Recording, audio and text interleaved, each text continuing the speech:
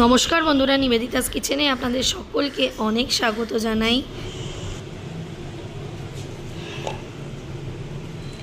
এখানে আছে বড় চামচের 1 চামচ কালো আর সাদা সর্ষে মেশানো, একদম 1/4 টিস্পুন ধনে, হাফ চামচের থেকে একটু বেশি আছে মৌরি, এটা আমাদের গাছে তৈরি হওয়া মৌরি। আর এখানে আছে 2টো ছোট সাইজের তেজপাতা, 2টো শুকনো লঙ্কা, হাফ চামচ সাদা জিরে, 2টো গোলমরিচ আর অল্প কটা মেথির দানা। এই সমস্ত মশলাগুলো আমি নিয়ে নিয়েছি। এই যে মৌরিটা পুরোপুরি আমাদের গাছে তৈরি হওয়া, আমাদের গাছে হয়েছিল, আর সেই গাছের মৌরিগুলোকে আমরা শুকিয়ে তৈরি করে নিয়েছি। একদম ফ্রেশ আর দারুণ মৌরির গন্ধ। তেজপাতা, শুকনো লঙ্কা, সাদা জিরে, মেথি আর 2টো গোলমরিচ, এই ড্রাই মশলাগুলোকে আমি রোস্ট করে তারপরে গুঁড়ো করে নেব। এখানে আমি নিয়ে নিয়েছি কাঁচা আম। এখানে 4-5টা কাঁচা আম টুকরো করে কেটে নেওয়া আছে। আমগুলো কিছুদিন ঘরে থাকার জন্য একটু লালচে রং ধরে গিয়েছিল। আজকে কাঁচা আমের আচার রান্না করব, টক আচার। সেই আমের আচারটা আমি কাচের বয়ামে রেখে দেব, আর সেই রেসিপিটাই আজকে সকলের সাথে শেয়ার করছি বন্ধুরা। এখন কড়াইয়ের মধ্যে সমস্ত ড্রাই মশলাগুলোকে নিয়ে নেব। এই ড্রাই মশলাগুলোকে নিয়ে এখন একটা শুকনো খোলায় আমি ভেজে নিয়ে ড্রাই রোস্ট করে নেব। গ্যাসটা মিডিয়াম আঁচে রেখে 3 থেকে 4 মিনিট মতন আমি খুব ভালো করে ভেজে নেব। একটা সুন্দর স্মেল যতক্ষণ না বেরিয়ে আসে ততক্ষণ পর্যন্ত ভাজতে হবে। আমার ভিডিওগুলো ভালো লাগলে বন্ধুরা লাইক, শেয়ার ও কমেন্ট করে দেবেন। আর আমার পুরনো বন্ধুদের আমার পাশে থাকার জন্য অনেক অনেক ধন্যবাদ জানাই। নতুন বন্ধুদের নিবেদিতাস কিচেনে অনেক অনেক স্বাগত।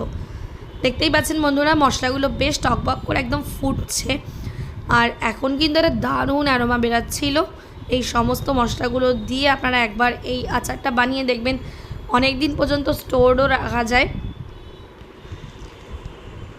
এবার আমি অল্প করে সর্ষের তেল দিয়ে নিয়েছি কড়াইতে।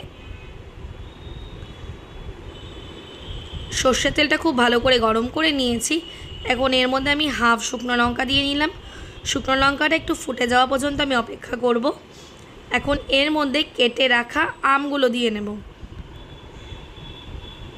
আমি যে মশলাটা বানালাম বন্ধুরা, সেই মশলাটা আপনারা স্টোর করেও রেখে দিতে পারেন।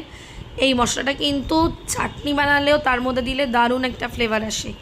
এখন আমি এর মধ্যে 1 চামচ উঁচু নুন দিয়ে নিলাম, আর দিয়ে নিলাম 1 চামচ পরিমাণে হলুদ দিয়ে আমটা খুব ভালো করে সাঁতলে নেব।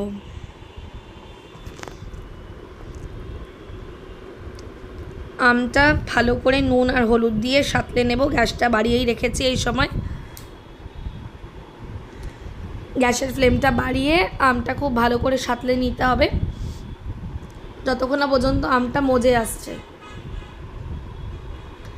আমটা খুব ভালো করে ভাজা ভাজা হয়ে গেছে। দেখুন বন্ধুরা, তেল ছেড়ে দিয়েছে আর আমার আমটা প্রায় সিদ্ধ হয়ে গেছে।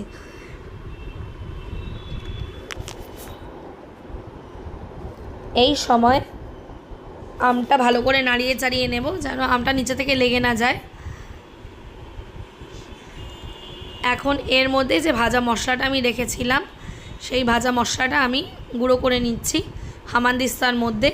আর একটু গুঁড়োটা হালকা দরদরা রাখবো, খুব মিহি পিসবো না, তাহলে কিন্তু বেশ মুখে মুখে পড়বে প্রত্যেকটা বাইটে বাইটে, আর মশলার ফ্লেভারটা দারুণ লাগবে। এখন এর মধ্যে ড্রাই রোস্ট করে রাখা মশলাটা দিয়ে নিলাম। আমি এখানে প্রথমে অর্ধেকটা মশলা থেকে একটু বেশি পরিমাণে মশলা দিয়ে নিয়েছি। আর আমটা তো একদম সুন্দর ভাজা ভাজা হয়ে গেছে। এবার বাদবাকি মশলাগুলো আমি দিয়ে নিলাম পুরোটা।